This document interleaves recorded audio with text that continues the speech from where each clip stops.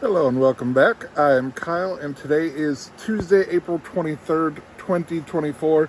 And like always, not much to talk about today. Today it rained pretty much all day. So there's that, which is nice. I love the rain. I did not go to the gym today. I went yesterday. If you missed that video, I intend to go tomorrow. So we'll see how that works out. But yeah. And for supper, we had hot dogs. So, not much on the talking points today. It's a little slow right now. But welcome to Indiana. Not much really to do. So yeah, weekends are where it gets more exciting because we have more free time. And who knows what we're going to do this weekend. Right now, I'm kind of playing everything by ear. But yeah, I am still tired. I even took a nap today when I got home from work. It was only about an hour long. It felt a lot longer, but it was definitely needed. But yeah, other than that, I don't know what to talk about. Kind of running out of steam. That will pick up shortly. Again, there's more stuff coming up. Especially as we get closer to our cruise, we'll have more stuff to talk about there. But for right now, it's kind of a lull. I don't really have places that are super exciting to go to. Like, I went to Walmart, but you guys don't want to follow me around inside Walmart. That would be just as boring. I went through the car wash, but I show you that all the time. I went to Home Depot to get a padlock for when I go to the gym. So there's that. I had one, but I lost it. And that's sad because I liked it. It was like the perfect padlock. Pretty small, really small, and had a 4-digit combo to open it, which was nice because I had that combination memorized. My new one now only has 3 digits, which I have a lot of 4-digit numbers that I use throughout everyday life, but I don't have any 3-digit numbers, so I had to create one out of thin air, and so I don't really have any frame of reference for it, but maybe that just makes it more secure. But other than that, on Tesla news, the newest update, 12.3.5, is going out to people, started going out to people yesterday, non-employees, so just regular everyday folk. So I should be getting that here soon. I'll let you know when that comes, hopefully by the end of this week. Not exactly sure what all is included in that update. Probably just some performance improvements. But we should be getting the Smart Summon here soon, which I am super excited for. I can't wait for that to get here. And Tesla lowered their prices for a bunch of stuff. So if you want a Tesla, now is a good time to get one if you want one of the current models. But there are new models coming out as well. Like today, they just announced a new version of one of their cars. Does 0 to 60 in like some stupid fast time. It's a ludicrous model. But yeah, alongside that though, they have recently given everybody who has a Tesla, for the most part, a free month of full self-driving to trial. And then when you buy a Tesla, you get a free month of it to try. I already had it, obviously. But they've just also dropped the price to subscribe to it. It used to be $199 a month for the generic to upgrade to full self-driving each month. If you had enhanced autopilot, which is what I have with mine, enhanced autopilot gets you stuff like the smart summon, the auto park, that sort of stuff. So if you had that, then it was only $99 a month, or it was $6,000 one-time purchase, and then you have full self-driving for the life of your car. It stays with the car, not with you, which I think makes sense. But there are a ton of people who don't like that because for whatever reason they feel entitled that if they purchase something that is specific to their car and then they get rid of that car, they should get to keep that they purchased for that car. Makes no sense to me. For me, if I bought a car and it had something special with the headlights, I wouldn't expect to be able to take those headlights out of the car and take them with me when I get my next car, but who knows. But $6,000 if you have enhanced autopilot, $12,000 if you don't, to buy it outright. They have lowered those prices down to, I think it's $2,000 and $8,000. So for me to outright purchase and get full self-driving for the life of my car, again, not transferable, it would cost me $2,000 or the $99 a month because they haven't lowered that price for those with enhanced autopilot. For me, even though that's only 20 months, which is just under 2 years of a monthly fee of $99 to pay off the $2,000 and then come out ahead, I think that's still a hefty risk because, I mean, I could get in a car accident tomorrow and total my car, and then I'd be out that $2,000. Whereas here, I'd just be out the $100. So I am considering that, but at the same time, it's not really on my radar right now.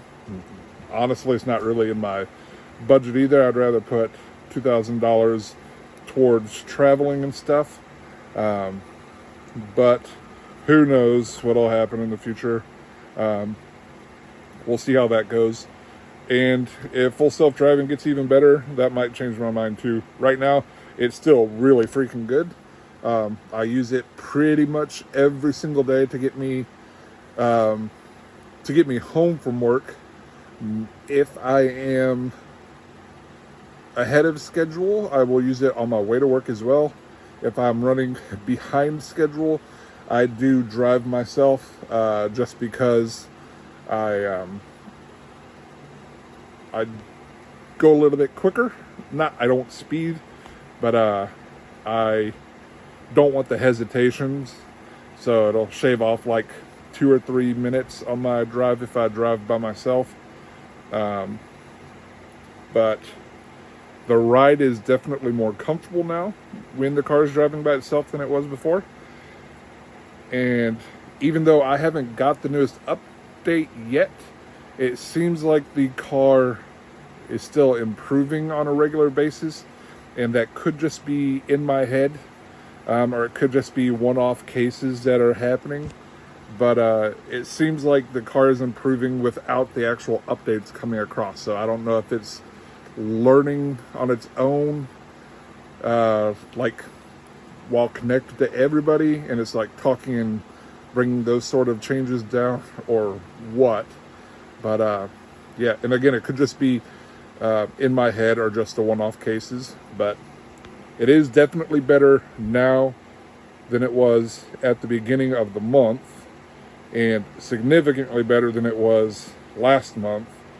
And during those times, it was already pretty darn good, where I would definitely be fine showing it off to people and talking it up big time. But when people ask me about it, I still give them the caveat that, while this is full self-driving, you still have to keep your hand on the wheel because you never know what could go wrong. And it's rare that I have to intervene at all. Most of the time I'm intervening just because of a comfort thing on my side. I definitely play it safer than the average driver. But I don't recall any times at all that I've had to intervene because it was a safety thing. There are things that it can't do yet, or at least I'm not aware that it can do yet. Like, it can't go through a drive-through for like fast food. It can't go through a car wash, but it can do construction. And in fact, today, I had it on self-driving on my way home, and we came up across a construction zone, and traffic was down to one lane, and there were a couple cars in front of me, and the cars had to swerve out of our lane. Our lane was the lane that was open, and the other lane was the one that was closed, so everybody was using our lane, both directions. But people swerved out of our lane into the other lane to go around the flag person, and my car just followed them like all the other cars, and it was fantastic. It surprised me. That's the first time that I've gone through a construction where it's actually had to do something other than just stop. Now, I don't know how it would handle if there was a person. Now, there was a person there that had a slow sign that they would change to stop. But like I said, there were cars in front of me, so I was not that first person. I don't know how that would work if I was that front car. I would assume because they have that stop sign that it would stop for them.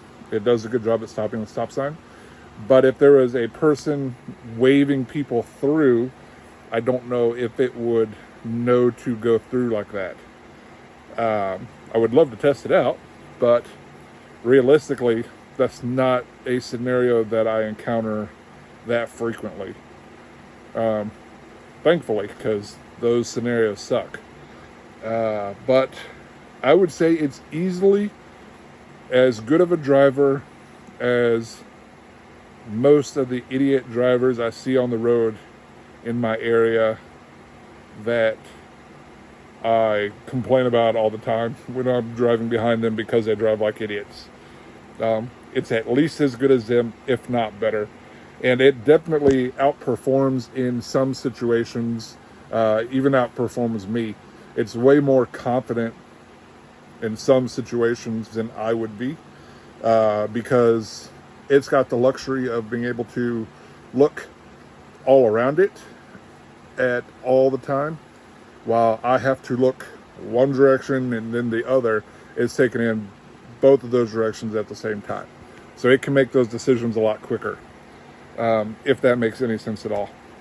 But yeah, if you haven't had the chance to ride in a Tesla with the new software during self-driving, you should definitely give it a shot, because it is unlike anything that you've done before, and it's pretty freaking cool. It feels like you're in the future. It's awesome. Autopark, I use Autopark every single chance I get. It is slower than me parking myself, but I don't have to do any thinking. And that'll continue to get better as well, I hope. It'll speed up a little bit. It's not that much slower, but it is noticeably slower. It takes maybe, depending on the parking situation, maybe an extra 5 to 10 seconds to park. But in some situations, it parks way better than I would have done. When we went to Texas Roadhouse the one night, I had it park for me, and it was a pretty tight spot, and it did a fantastic job. I would have struggled to back into the parking spot. I would have been able to pull in frontward just fine, but it backs in for you, which makes it easy to get out of the parking lot, which came in super handy because the parking lot was very full, like ungodly full. But yeah, so AutoPark is fantastic. I use it literally every morning at work. Unfortunately, that's pretty much the only place I can use it most of the time. The Walmart in town, its parking doesn't work with it because it's not the straight on parking, it's the angled parking. So it doesn't work with that yet, and it doesn't work for my parking at my house, at least not yet. Hopefully that gets brought up in a future update to fix that or to enable that. It's not a problem, it's just not something that it's designed to handle. But I absolutely love AutoPark, and it is mind-blowing how good it is. I have not had any close calls. I say that meaning there have been times where the car gets close to an object, but it didn't feel like it was going to hit the object or the other car or anything like that. It did it in a very controlled manner, as though like I would do, where you are cautious about it. It wasn't like herky-jerky or anything like that.